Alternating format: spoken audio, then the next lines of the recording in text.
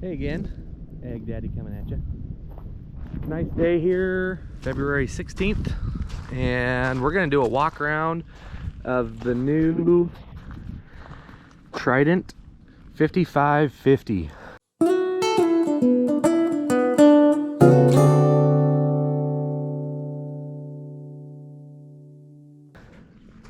This has the smaller tires, the skinny tires on it, the 380s. I don't know how many of you guys have been up close to one of these before. This is set up with the spray booms on it, chemical applicator, and this has the 1600 gallon tank. They pros to a Trident versus like a Patriot. These are supposed to be able to flip from the spray boom liquid applicator to the dry applicator fairly quick. So I think that's the main push on these Tridents. One thing I wanted to show you, these 50 series, what they've done is they've gone away from the coil over springs in this area to an airbag system.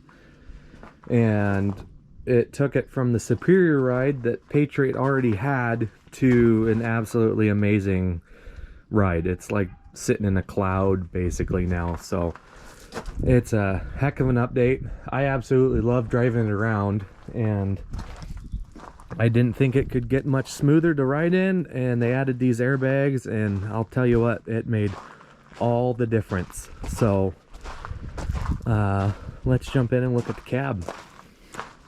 These are a front mount engine system. They're decently quiet compared to what I thought they'd be, because we drove an RBR this spring for a while, and I wasn't a huge fan of how loud it was with this engine sitting up front, but Case has a cab on them that is hard to beat as far as comfortability goes and noise cancellation and whatnot. So it's been a pretty nice unit. You've got the leather package in this, so it's the luxury cab. I can't even explain to you how good it smells in here. It's got the Viper 4 in it. Most of your controls are the same as a Patriot. It's a hydrostatic drive. Cab's a little different. This guy's kind of sloped versus the Patriots are more straight. But Case is going to a more standard cab now for everything. So a lot of the parts I imagine are going to be interchangeable, windows and whatnot. So yeah, it's a sweet unit to drive around in. Only thing I didn't really like about the cab was these buddy seats are not, they're not as comfortable as they used to be. So I don't know if that's just a Trident thing or if that's going to be what's in all the new cabs, but definitely a pro Case guy, and I just love seeing these new cabs look and smell as good as they do. But that's a new cab for you. So next we're gonna go look at the RBR dry applicator. This is the Vector 350. It's got smaller floater tires on it. I believe these are 650s. Yep. I drove one of these this spring. It had the chemical applicator on it, so the liquid booms and everything. This again is a dry box, and instead of having wings on it, it's just got two big propellers here that spin the dry product out. And I imagine the range is probably 50 feet. I'd have to do some looking into that, but this is another Egg Show special. They're storing here until they can get them shipped out. Gonna be honest, not a huge fan of the RBR Vectors, and I'll tell you why here. They're all airbag ride, which sounds like it would be smooth, but they sway a lot from side to side. I imagine this dry spreader is not as bad because you don't have 130 foot of boom sticking out either side that helps it sway, and your boom height control kind of messes with you there. Not a huge fan of the steps, the cab. It's hard to get up here, especially if you got a wiener dog and a lunchbox. Ask me how I know. These windows are murdered out, aka they've got tinting on them, which helps in the summer. Helps the AC not have to work so hard to keep you cool. The other thing, see if I can do this without falling off here. You have to walk past the door and then get in, which if you're one guy getting in, that's fine. But if you got a trainee coming in to sit in the buddy seat, you have to walk in, open the door, climb in, shut the door, and then they walk in, open the door, shut the door. So kind of a pain in the butt, if you ask me, to run. But this has the Allison automatic transmission in it. We'll turn it on, you can see all the lights light up.